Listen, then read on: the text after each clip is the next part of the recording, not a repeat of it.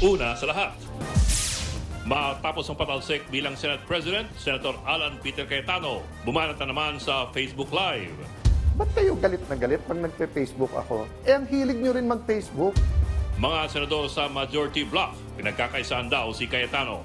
Take turns lang naman po. Si Rapi Tulfo, si Erwin Tulfo, si Senator Ping Lacson. Tapos yung iba sa grupo nila, again, ano yung intent? Para hindi malaman ang buong katotohanan. Ang buong detalye kong ganyan, abangan. Magandang gabi, Pilipinas. Sa Frontline tonight. May makakasuhan daw na ilang sangkot sa pagkamatay ng student athletes na sina Rene Baterbonia at Divine Nadili. Unang pre-trial conference pa lang sa impeachment ni Vice President Sara Duterte, nagka-tensyon na raw. Senator Bongo, meron na raw arrest warrant galing sa ICC ayon kay Congressman Pulong Duterte. Pero nang tanungin tungkol dyan ng DILG, abay bumanat kay Pulong. Wala pa ako nakita. Baka sabog siya nun nung narinig siya. Sabi niya, highly reliable source. Baka high lang. May bagyo sa labas ng Philippine Area of Responsibility at posibleng pumasok ngayong weekend. Pagbabalik primetime ni Coco Martin sa TV5, kasado na sa Lunes. Isa pang nagbabalik ang brand new day ni Spider-Man. At sa ating pabaang pampa-good night, mga nagsha-shopping sa isang mall, napahinto dahil sa galing ng babaeng nagbabusking.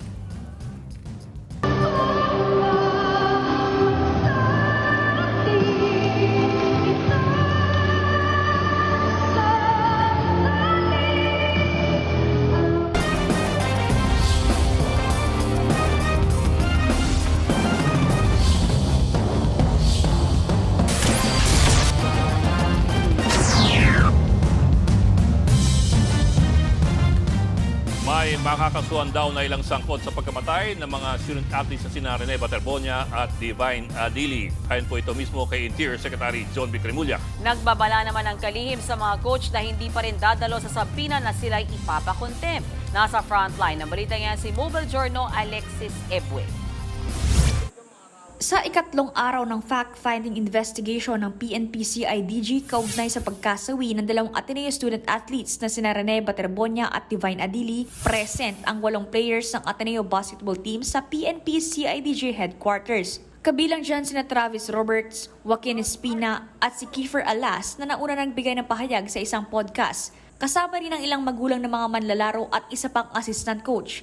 Bumisita rin si DILG Secretary John V. Cremulya sa CIDG para kumustahin ang investigasyon. Ayon kay Cremulya, isusumiti nila sa DOJ ang full report sa pagkalunod ng dalawang Ateneo players sa susunod na Martes. Pero ang masasabi ngayon ni Cremulya, may sasampahan ng reklamo. The report is not complete. Bukas yung mga coaches ang sampina nila. Basta may namatay, may liability lagi yan. Pero kung para masabi ko sino liable, hindi ko pa masabi ngayon. Ayon kay Cremulya, 99% ng kumpleto ang report bukas. Hinihintay lang ang panig ng mga coach at isa pang manlalaro na nasa abroad. Bagamat itinanggi na ng kampo ng Ateneo basketball team na may halong hazing o initiation rights ang nangyaring team building, hindi pa rin inaalis ng PNP-CIDG ang anggulong ito. Merong circumstances na may pagkukulang. There is a possibility that probably they can be indicted for violation of the anti-hazing law. Sa hiwalay na investigasyon naman ng NBI, nakuhanan na nila ng salaysay ang mahigit 20 student athletes. Habang no-show pa rin si na-resign head coach Tab Baldwin at team manager Kimpo sa NBI. Ipinapasabi na rin ng NBI sa susunod na linggo si Ateneo President Father Robert Yap. May nakahain ng resolusyon para imbestigahan sa Senado at Kamara ang pagkamatay ni Baterbonia at Adili. Layo nitong palakasin ng proteksyon sa student athletes sa bansa. Sa ngayon nakaburol pa rin ang labi ni Baterbonia sa kanyang hometown sa Agusan del Sur, habang iuuwi naman ang labi ni Adili sa Nigeria. Nagbabalita mula sa Frontline, Mobile Journal Alexis Ebwe, News 5. Bakit daw ba kayo galit na galit? Yan ang tanong ni Senator Alan Peter Cayetano sa mga nambabash sa kanya sa kaka-Facebook. Si Senate President Win Gatchalian naman iginiit na tapos na ang Senate Flix drama, kaya back to work na. Narito ang aking report. Tapos na ang Senate Flix, back to work na tayo. Galing na mismo kay Senate President Win Gatchalian. Tapos na ang drama at gulo. Back to work na ang Senado ngayong bago na ang liderato. stressful din nangyari sa lahat eh. Hindi lang naman sa akin or sa ilan na senator, lahat na stress eh. No? So, hindi kami magkaka-agree on many things. Hindi rin kami we will not have the same position on many things. Pero ang position namin is certain na lahat kami gusto namin magtrabaho na. Pero kahit back to work, hindi raw siya binati nang pinalitan niyang si dating Senate President Alan Peter Cayetano. Pero ayaw na raw niyang bigyan ng kulay yan. Kanina, si Senator Cayetano na absent at walang paramdam sa special session na ipinatawag mismo ni Pangulong Bongbong Marcos, nag-Facebook Live habang may logo ng Senado sa likod niya. So, huwag na tayong maglokohan. Yung kahapon, kasi may 13 na kayo, at gusto nyong palitan ang Senate President kasi gusto nyo tuloy-tuloy na yung impeachment at ang gusto nyo, grupo nyo ang magdikta ng tempo through the presiding officer. Dito rin siya naglabas ng sama ng loob sa pampuputakti sa kanyang pag-Facebook Live. Ba't kayo galit na galit pag nagpe-Facebook ako? Eh, ang hilig nyo rin mag-Facebook. Buwelta pa nga niya ang ilan din namang mga senador nagfi-Facebook din. Ito lang ang tanong ko sa mga pamilya ko sa Facebook. Bakit si Senator Lacson at yung Senator Raffy Tulfo, Senator Erwin Tulfo, gumagamit din naman sila ng Facebook? Last year ba, mas maraming nanonood sa iyo. Raffy at Erwin Tulfo, problema, nabuko kayo na may tinatago kayo. Di ba? Pero hindi dyan natapos si Cayetano. Pinalagan din niya ang pahayag ni Senator Ping Lacson na nasa 700 million pesos di umano ang nasayang sa liderato ni Cayetano sa nagdaang 28 araw. Dahil daw yan sa mga nangyaring gulo, pagtakas si Senator Bato de la Rosa habang nasa ilalim ng Senate Protective Custody, mga sesyon na hindi natuloy dahil sa pamboboykot ng ilang senador at pagsasagawa ng unauthorized committee hearings. Inayuna naman yan ni Senate President Gatchalian. Well, kinumpute namin ang budget ng Senado per day is about 24 million, no? Almost 25 million. No? That's to operate the Senate. The Senate is a big institution. We have 2,000 people, may isang building tayo. So if you count those days, those are the days na naging unproductive. No? Kaya nasabi ko nga in one of our press cons na sayang yung pera na ibinabayad ng tao. Pero ang tanong ngayon ni Cayetano, saan galing yan? Tinignan niya lang yung budget ng Senado, tapos dinivide niya, nakuha yung 25 million a day. So nasaan yung intellectual dishonesty? Nasaan ang pagtatago ng katotohanan? Simple lang po. Kahit sino po ang Senate President, 25 million a day ang gastos ng Senado, kung ganun kasimple ang computation mo. Git pa ni Cayetano, nag-iikutan lang naman daw ang ilang mga taga-mayorya para inisin siya. Nagte-take turns lang naman po si Raffy Tulfo, si Erwin Tulfo, si Senator Ping Lacson, tapos yung iba sa grupo nila, yung tag team lang yun, para kayo naman manginis kay Alan, kayo naman magkalat ng hindi totoo, kayo naman magkalat ng ganito. Palabasin natin ang gulo-gulo, di ba? Again, ano yung intent? Para hindi malaman ang buong katotohanan. Wala pang tugon dyan si Senator Lacson. Si Cayetano ang tumatayong Senate Minority Leader sa liderato ni Senate President Win Gatchalian. No-show siya matapos ang mahabang Facebook post na alam na niyang papalitan siya bilang Senate President. Absent din ang kanyang mga kasamahan noong nagbotohan ng bagong Senate President, maliban na lang sa nag-over the backod na si Senator Joel Villanueva. Nakita po natin ang rigodon sa Senado nitong nakaraang Miyerkules. Tuluyang nabuo ang kinailangang 13 senador para mahalal bilang bagong Senate President si Win Gatchalian at tuluyang mapatalsik si Alan Peter Cayetano. Ang dati kasing hati ay 11 versus 13. 11 sa panig ni dating Senate President Tito Soto at 13 naman sa panig ni Senate President o dating Senate President Alan Peter Cayetano. Yun lang, ito po, nagtatago ngayon si Senator Bato. Kaya't ang totoong numero po ay 11 versus 12. Napakakinid po ng lamang. Pero nagbago talaga yan noon pong June 3 nang tumalon ng bakod si Cheese Escudero at napunta doon sa kabila. At umanib kay Tito Soto at kay Win Gatchalian. Biglang naging 12 versus 11 pabor na sa panig ng grupo ni Gatchalian at ni Soto. Bilang bagong majority, diniklarang bakante ang lahat po ng posisyon at hinalal na Senate President pro tempore si Win Gatchalian. Yun lamang, hindi matapos-tapos yung debate sa kung sapat na ba ang 12 para mapataob si Alan Peter Cayetano.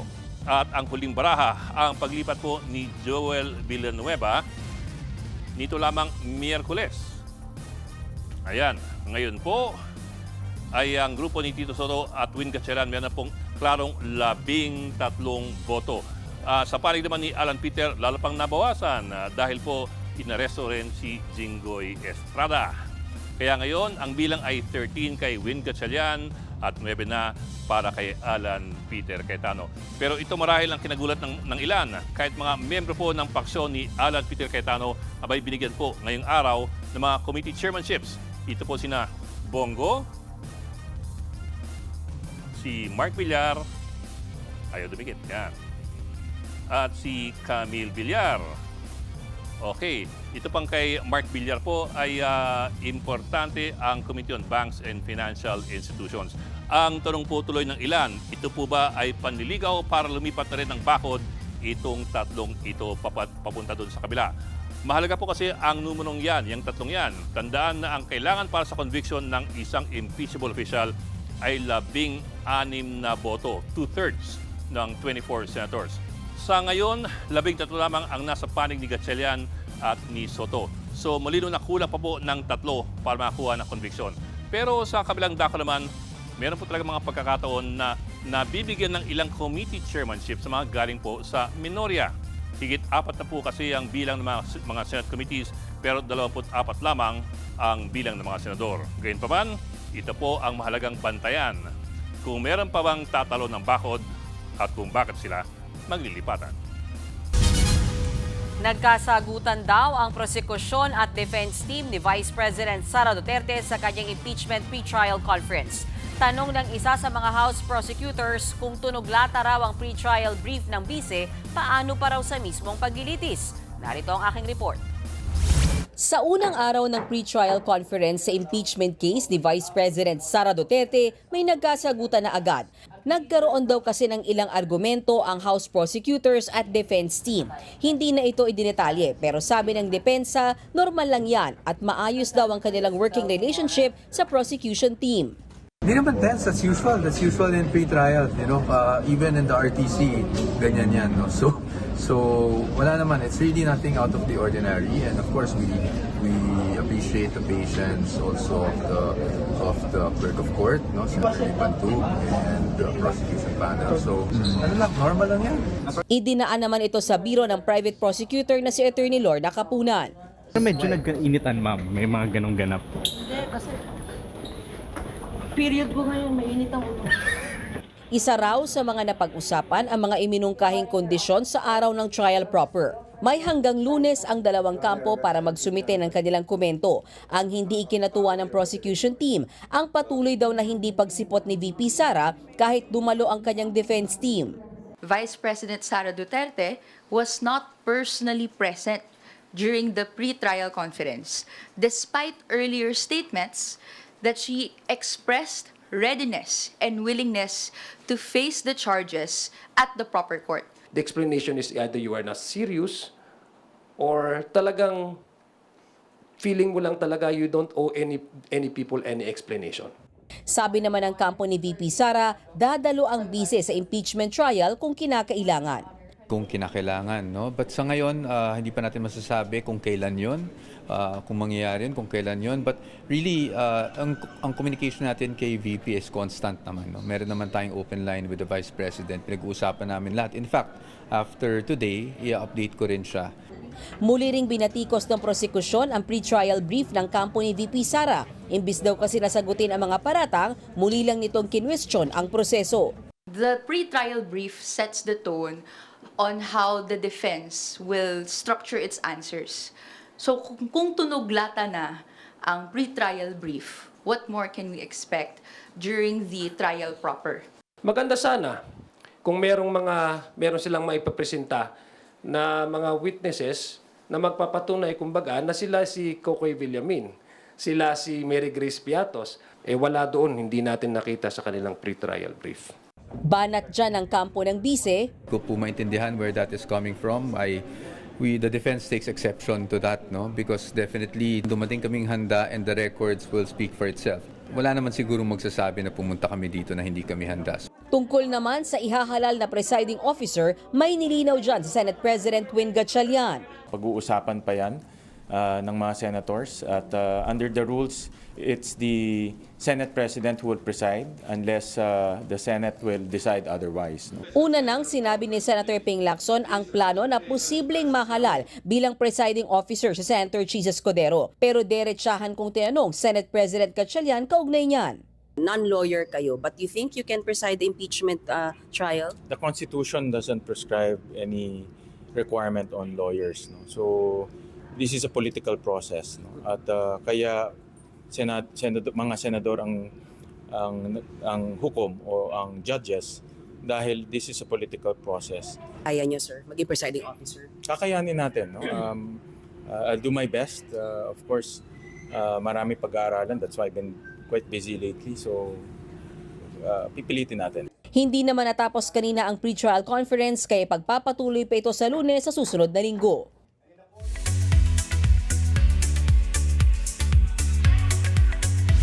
Showbiz tonight na tayo. Pasabog ang bagong trailer para sa upcoming MCU movie na Spider-Man Brand New Day. What is happening to me? Did you miss me, Spidey? I'm losing my mind. I am totally out of control.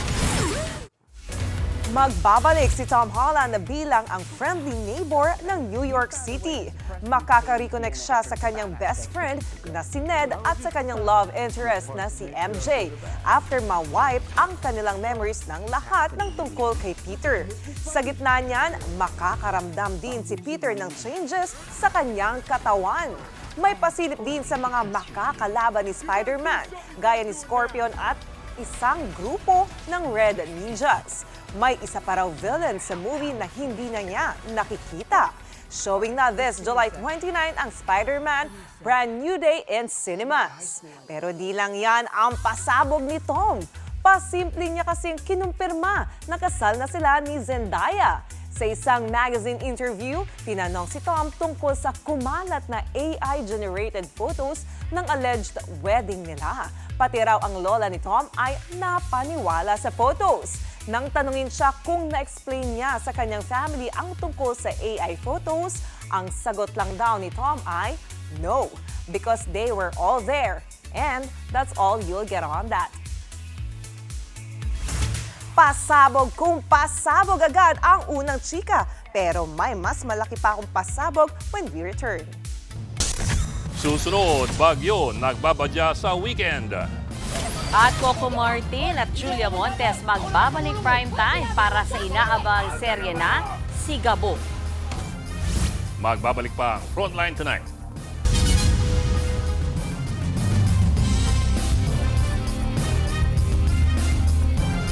Mga kapatid, Ed Lingaw po, maging maalam at may pakialam sa mga napapanahong balita sa ating bansa. Para sa mas malilimang pagtalakay at paghimay sa mga issue at headlines, mag-follow at mag-subscribe sa social media pages ng News 5.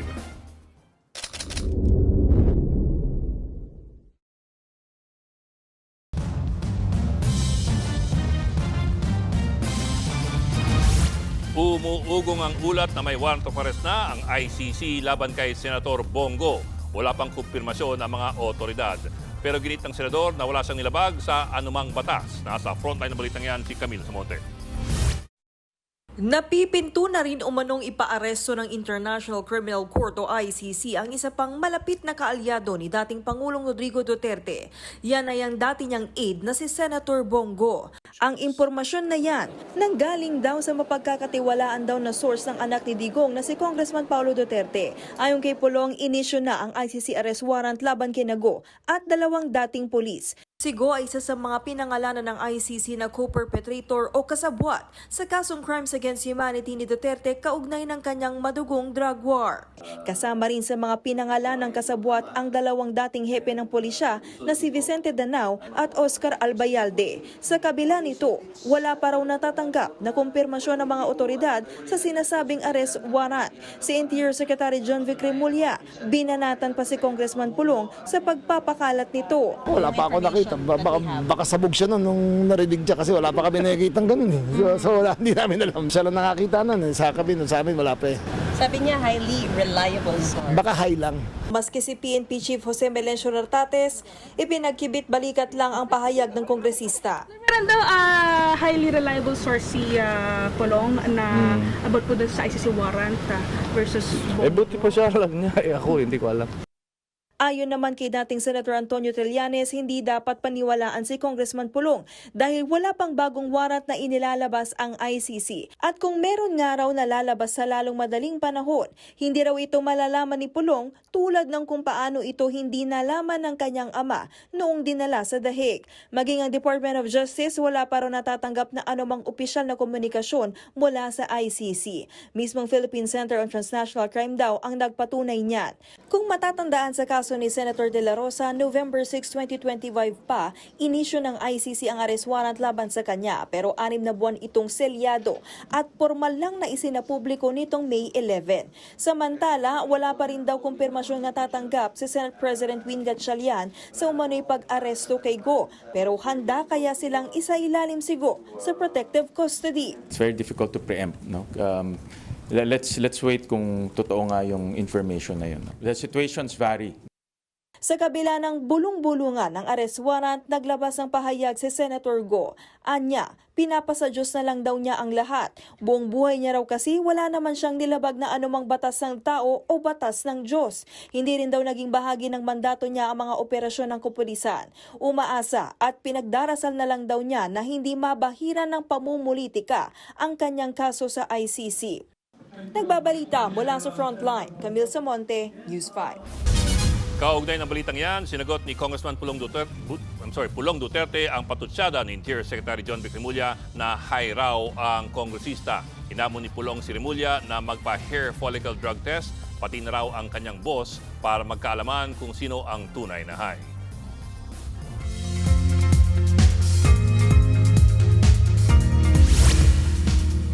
Tumaas ang tsansa na maging bagyo ang low pressure area sa labas ng bansa. Ayon sa Pag-asa, higit 2,000 kilometro ang layo ng LPA sa silangan ng Eastern Visayas. Sa forecast ng Metra, posibleng bagyo na yan pagpasok nito ng Philippine Area of Responsibility sa Sabado o Linggo. Tatawagin niyang bagyong Francisco. Hindi ito tatama sa lupa pero hahatakin at palalakasin ito ang habagat. Yan ang magpapaulan sa malaking bahagi ng bansa sa susunod na linggo, kaya maging alerto po.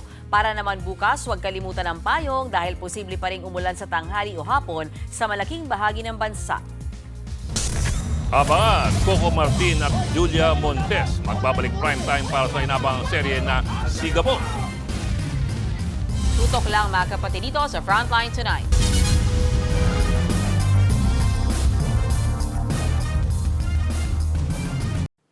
Mga kapatid, Mean Los Baños po, huwag magpahuli sa mga balita at impormasyong dapat ninyong malaman.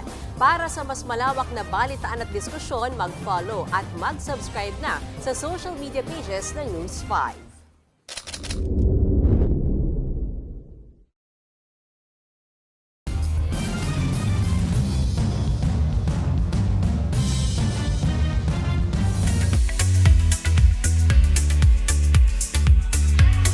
Simula sa Lunes, mapapanood na ulit dito sa TV5 ang hari ng aksyon ng ating henerasyon na si Coco Martin para sa action series niyang Sigabo.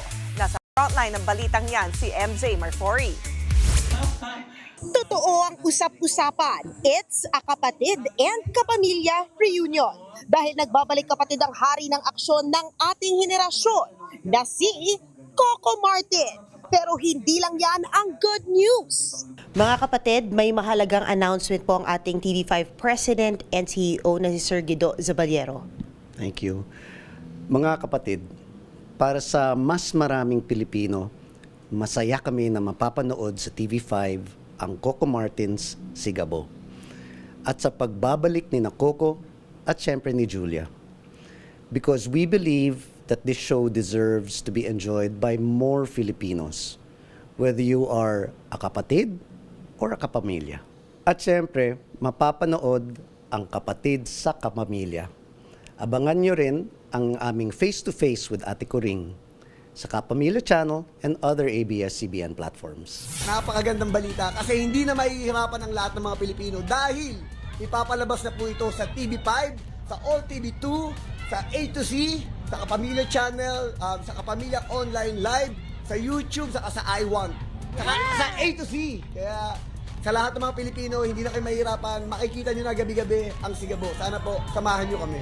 Simula Lunes, mapapanood ng Sigabo pagkatapos ng Frontline Pilipinas. Sa June 29 naman magsisimula umere ang Face-to-Face with Ate Coring sa Kapamilya Channel at ABS-CBN platforms. Nagbabalita mula sa Frontline, MJ Marfori, News 5. Oh, very quickly, tungkol saan yung Sigabo?